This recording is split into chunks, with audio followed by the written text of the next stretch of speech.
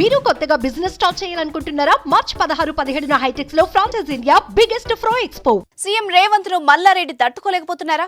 రేవంత్ దెబ్బకు పార్టీ మారడం తప్ప మరో దారే లేదా? అందుకే ఢిల్లీ వైపు చూస్తున్నారా? సార్ కాంగ్రెస్ లోకి వస్తామంటూ ఏఐసీసీ నేతలు వెంటపడుతున్నారా అంటే అవునన్న సమాధానం వినిపిస్తోంది. మేడ్చల్ ఎమ్మెల్యే మల్లారెడ్డి పార్టీ మారేందుకు సిద్ధమైనట్టు తెలుస్తోంది. బీఆర్ఎస్ కు షాక్ ఇచ్చి హస్తం పార్టీలో చేరేందుకు ప్రయత్నాలు చేస్తున్నట్టు సమాచారం.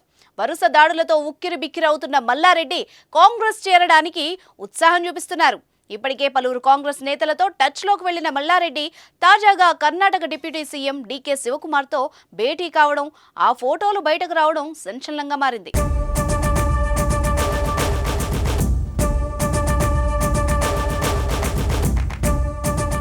బీఆర్ఎస్ హయాంలో మల్లారెడ్డి ఓ వెలుగు వెలిగారు. ఎమ్మెల్యేగా, మంత్రిగా హైలైట్ అయ్యారు. కానీ కాంగ్రెస్ అధికారంలోకి వచ్చాక సీన్ మారిపోయింది.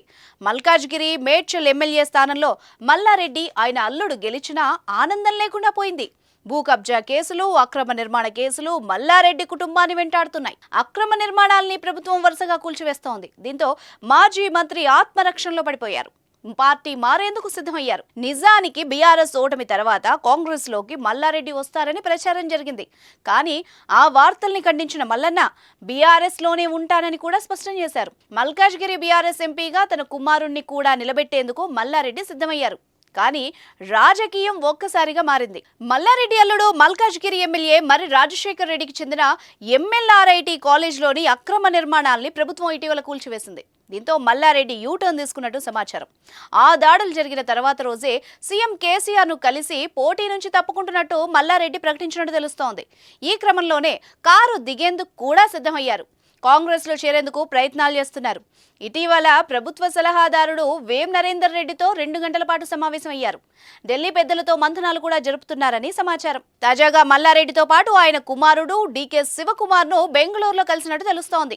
ఇందుకు సంబంధించిన ఫోటో కూడా బయటకు వచ్చింది. దీంతో ఆయన పార్టీ మారడం ఖాయమని తెలుస్తోంది. అయితే రేపో మాపో ఢిల్లీలోని కాంగ్రెస్ పెద్దల్ని కలుస్తారని పొలిటికల్ వర్గాల్లో టాక్ నడుస్తోంది. ఆ తర్వాత చేరికపై క్లారిటీ వచ్చే అవకాశం ఉందని తెలుస్తోంది. పార్టీ మారే ఉద్దేశం లేదని చెప్పిన Mallareddy Karnataka deputy CM DK శివకుమార్ని కలవడం హాట్ టాపిక్ గా మారింది. దాదాపు ఆయన బీఆర్ఎస్ ను వీడి కాంగ్రెస్ లో చేరేందుకు సిద్ధమైనట్టు తెలుస్తోంది. ఆయనతో పాటు కుటుంబ సభ్యులు కూడా హస్తం గూటికే వెళ్తారని సమాచారం. ఏదేమైనా అప్పట్లో రేవంత్ రెడ్డిపై ఒంటికాలిపై లేచి తొడగొట్టిన మల్లారెడ్డి ఇప్పుడు ఇలా డైలమాలో పడ్డం చర్చనీయాంశంగా మారింది. చూడాలి మరి కాంగ్రెస్ లోకి మల్లారెడ్డి చేరుతారో లేదో.